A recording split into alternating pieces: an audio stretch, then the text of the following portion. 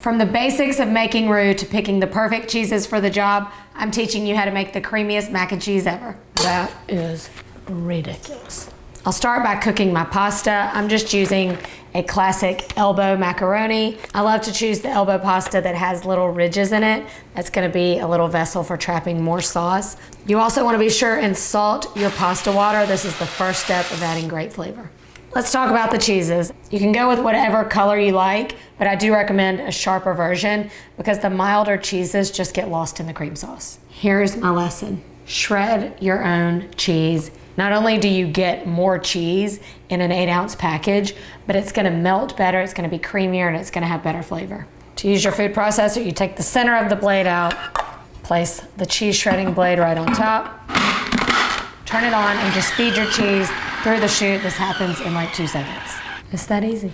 See, you get a heaping 2 cups plus another half a cup in there. I like about 5 cups of shredded cheese, so that is like 2 blocks. Our cheeses are ready, our pasta's cooked. Now we just have to make the sauce and put it all together. We'll start with a roux in the pan. We know that a roux is equal parts fat and flour. Butter is the best in this case. I'm using 6 tablespoons of butter. Once the butter's melted, just whisk in the flour. We want to cook this, stirring constantly until it's nice and smooth and a lot of that starchy taste is cooked out. It just takes about 3 or 4 minutes. Next, I'm going to whisk in my milk, but before I do that, I'm going to add in a little bit, about a 1/4 teaspoon of mustard powder. If you've got dried mustard in your cabinet, this is a great time to use it.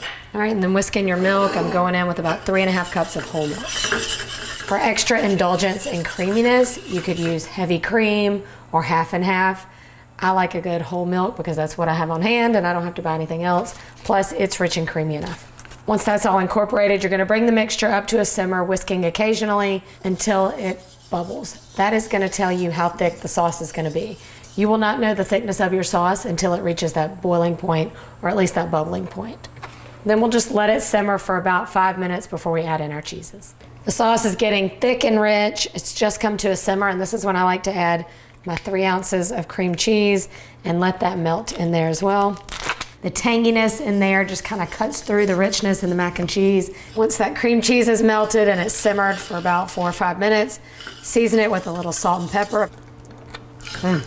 I'm only adding about 2 cups of the cheese at this point, and the rest we're gonna layer into the mac and cheese. Turn off the heat and let it melt. Now time for the noodles. If you like your mac and cheese more creamy than even this, then don't add all the noodles.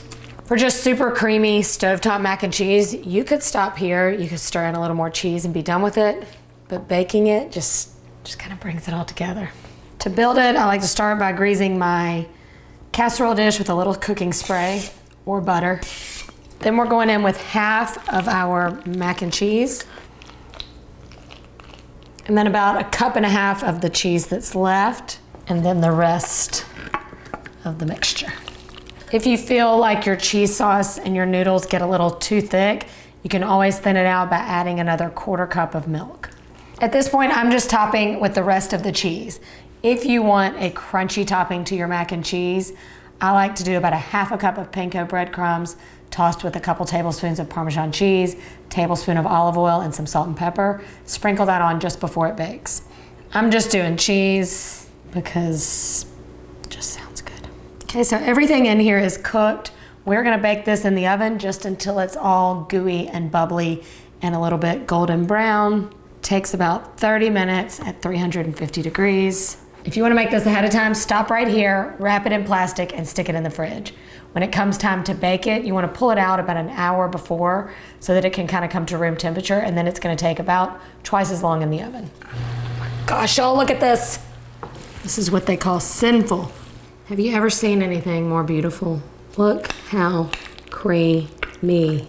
Putting the cheese in the middle just gets these little oozes of cheddar throughout. You could totally serve this with a salad as a meatless main, or it makes a great side dish for the holidays coming up. That is ridiculous. What makes this so perfect is that you get that little crusty cheese bit on the top, but the inside is so indulgent and creamy. It gives you that little hint of tang from the cream cheese, but you wouldn't really know it's in there. This makes me so incredibly happy.